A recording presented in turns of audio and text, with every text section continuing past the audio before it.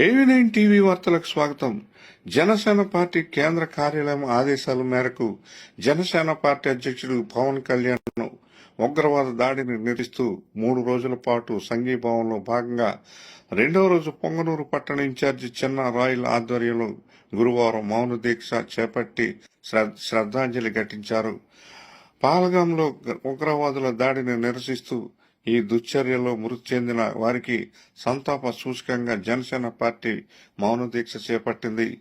గురువారం ఉదయం నుంచి పొంగనూరులోని మునిప్ప సర్కిల్ వద్ద మృతులకు నివాళులర్పించి మౌన దీక్షకు శ్రీకారం చుట్టారు.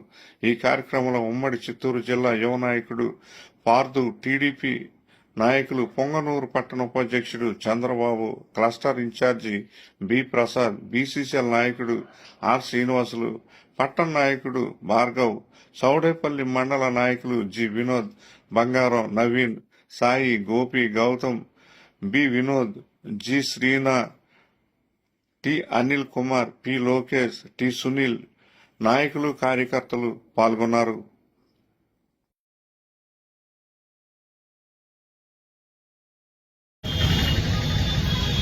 ఈరోజు పుంగనూరు నియోజకవర్గంలో జనసేన పార్టీ తరఫున పార్టీ ఆదేశాల మేరకు మొన్న జరిగిన ఉగ్రవాదుల దాడిలో యాత్రికులు వీరమరణం పొందడం జరిగింది.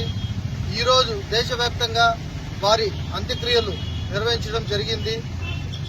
ఆ కార్యక్రమంలోనే భాగంగా కావలిలో జన సైనికుడు వీరమరణం పొందాడు. ఆ అంత్యక్రియలకి మా అధ్యక్షులు శ్రీ కొన్నిదెల పవన్ కళ్యాణ్ గారు కూడా రావడం జరిగింది.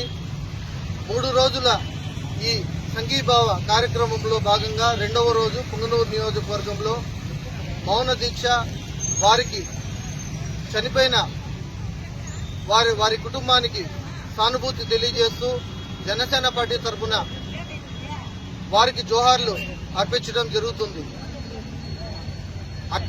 కార్యక్రమాల్లో చురుగ్గా పాల్గొనే మా జన సైనికుడు కావలి వాస్తువులు చనిపోవడం నిజంగా చాలా బాధాకరణం.